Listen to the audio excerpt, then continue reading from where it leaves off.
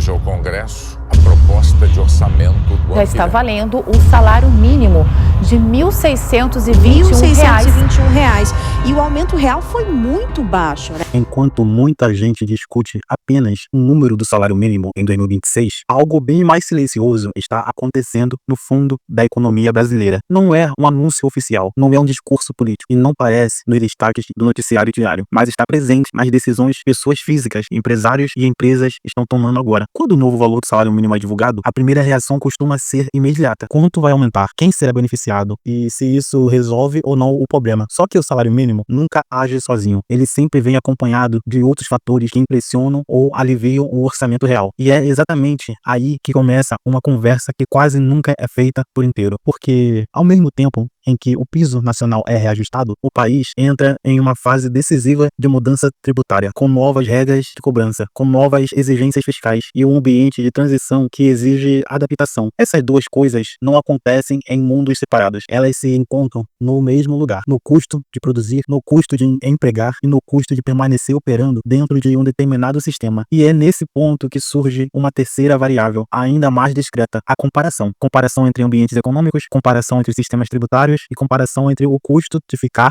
e o custo de mudar. Não estamos falando de fuga em massa, nem de colapso, nem de decisões impossíveis. Estamos falando de cálculo. Empresas não tomam decisões baseadas em manchetes, tomam decisões baseadas em previsibilidade. Famílias não mudam de países por modismo. Elas mudam quando percebem que o esforço não está gerando o retorno esperado. E, pouco a pouco, esse tipo de raciocínio começa a aparecer com mais frequência. 2026 não surge apenas como um ano no calendário. Quando se fala em salário mínimo, a discussão quase sempre começa e termina no número, mas o número, sozinho, nunca explica o impacto real. O fato objetivo é simples. Em 2026, o salário mínimo passa a ser reajustado para 1.621, conforme definido em norma oficial. Esse valor entra em vigor a partir de janeiro, com efeitos práticos aparecendo nos pagamentos realizados a partir de fevereiro, tanto para trabalhadores formais quanto para benefício vinculado ao piso nacional. Até aqui, não há interpretação, há apenas um dado legal. O que muda, e de verdade, começa quando esse valor encontra a vida real. O salário mínimo cumpre duas funções simultâneas no Brasil. A primeira é óbvia. Ele estabelece o piso de remuneração para milhões de trabalhadores. A segunda é menos discutida, mas igualmente relevante. Ele serve como referência direta ou indireta para uma série de benefícios, contratos e obrigações. Quando o mínimo sobe, não sobe apenas o salário de quem recebe exatamente esse valor. Sobe também aposentadorias atreladas ao piso, pensões, benefícios assistenciais e uma cadeia inteira de pagamentos que usam o mínimo como base de cálculo. Isso significa que o reajuste de 2026 tem alcance amplo, inclusive sobre pessoas que não estão mais no mercado de trabalho ativo. Até aqui, o efeito é positivo do ponto de vista nominal, mais renda entrando no sistema, mais dinheiro circulando. No entanto, o impacto real não pode ser medido apenas pela entrada. Ela precisa ser comparado com a saída. É aqui que a análise começa a exigir mais cuidado. O aumento do salário mínimo representa um acréscimo mensal bruto, mas o poder de compra desse acréscimo depende de variáveis que não estão sob o controle direto do salário mínimo. Alimentação, energia elétrica, combustíveis, aluguel e transporte público. Esses itens não obedecem automaticamente ao reajuste de piso nacional. Em muitos casos, eles seguem dinâmicas próprias. Mercado, custo logístico, impostos, tarifas públicas. Isso cria uma diferença importante entre ganho nominal e ganho real. Ganho nominal é o valor que entra. Já o ganho real é o que sobra depois que as despesas básicas são pagas. É possível, portanto, que uma pessoa receba mais em 2026 e ainda assim sinta pouca diferença prática no final do mês. Isso não invalida o reajuste, mas impede que ele seja interpretado como solução completa. Outro ponto pouco discutido é o impacto indireto do salário mínimo sobre o custo de empregar. Empresas que mantêm grande parte de sua folha atrelada ao piso precisam observar esse aumento de alguma forma. Algumas conseguem compensar com ganhos de produtividade. Outros repassam parte do custo para os preços. Outros reavaliam contratações futuras. Essas decisões não são ideológicas, são contábeis. E elas acontecem principalmente em setores intensivos em mão de obra, comércio, serviços e indústria leve. Isso significa que o salário mínimo, ao mesmo tempo em que protege a renda básica, também pressiona estruturas produtivas mais sensíveis. Esse equilíbrio sempre foi delicado no Brasil. E em 2026, ele acontece em um contexto ainda mais complexo, o de transição tributária.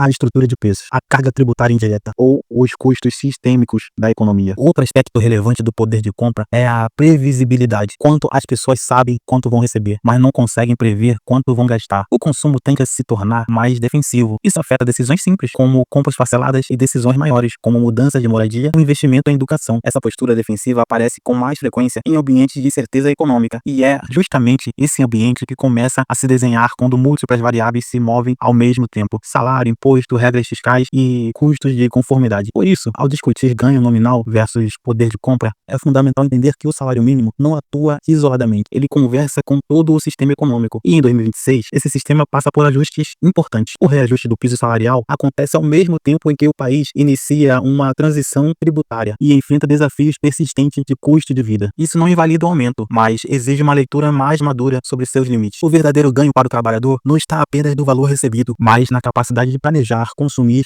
e viver com previsibilidade. Quando essa previsibilidade é baixa, o poder de compra se fragiliza, mesmo com renda maior. É exatamente por isso que a discussão sobre salário mínimo não pode ser encerrada no anúncio do valor. Ela precisa avançar para a análise do ambiente econômico em que o salário será utilizado. E é nesse ponto que a conversa começa a se deslocar naturalmente para os fatores que influenciam preços, custos e decisões produtivas. Quando se fala em impostos no Brasil, a tendência é simplificar demais. Ou se diz que vai aumentar tudo, ou se diz que nada muda. Nenhuma dessas leituras é correta. O que começa a acontecer a partir de 2026 não é a ruptura imediata, mas o início de uma transição. E transições, por definição, geram incerteza operacional. O Brasil entra, a partir de 2026, na fase prática da chamada reforma da tributação sobre o consumo. Essa reforma foi discutida por anos, aprovada em etapas e desenhada para ser implementada de forma gradual, passo a passo. Isso é importante frisar logo no início. 2026 não é o ano em que tudo vai mudar de uma só vez. É o ano em que as novas engrenagens começam a girar. O modelo que passa a ser implantado é conhecido como IVA dual. Na prática, ele substitui um conjunto de tributos atuais por dois novos pilares: a CBS de competência federal ou IBS de competência compartilhada entre estados e municípios. Esses dois tributos juntos passam a formar a base do novo sistema de tributação sobre bens e serviços. Até aqui, isso ainda soa abstrato para a maioria das pessoas. O impacto real aparece quando se observa como essa mudança começa a se manifestar no dia a dia. Em 2026, empresas passam a conviver com um período de convivência entre sistemas. O modelo antigo ainda não desaparece por completo, mas o novo passa a exigir adaptação. Isso significa que a mudança não é apenas conceitual, ela é operacional. Uma das alterações mais concretas é a exigência de adequação dos documentos fiscais. Notas fiscais eletrônicas passam a exigir novos campos, destaques específicos da CBS e do IBS, ajuste em sistemas de emissão, contabilidade e controle. Para o cidadão comum, isso pode parecer detalhe técnico, mas para empresas, especialmente pequenas e médias, isso representa custos e reorganização. Sistemas de gestões precisam ser atualizados, contadores precisam se capacitar para o novo modelo, empresas precisam revisar contratos, preços e margens. Nada disso acontece de forma instantânea ou gratuita. Outro ponto relevante é a mudança na lógica da tributação. O sistema atual brasileiro é conhecido por ser fragmentado, cumulativo e complexo. O novo modelo busca simplificar, mas essa simplificação vem acompanhada de um período de aprendizado. Durante a transição, empresas precisam lidar com regras antigas ainda válidas, regras novas em fase de teste e orientações técnicas que evoluem ao longo do tempo.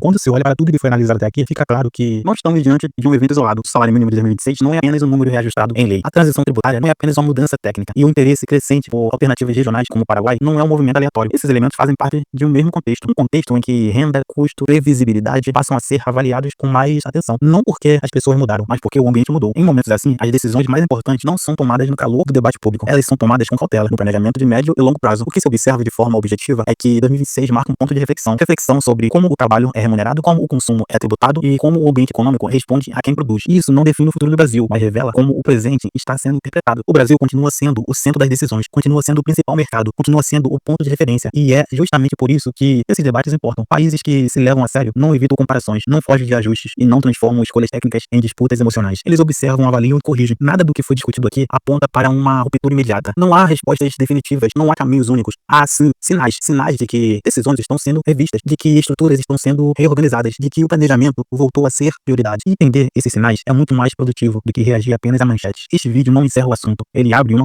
conversa que exige informação, calma e responsabilidade. Se você chegou até aqui, provavelmente percebeu que os temas se conectam de forma mais profunda do que parece à primeira vista. E é exatamente isso que vale ser discutido, com dados, contexto, sem exageros. A partir daqui, a pergunta não é qual país é o melhor, nem quem está certo ou errado. A pergunta é como as decisões econômicas estão sendo tomadas e o que isso revela sobre o momento que estamos vivendo. Qual é a sua opinião?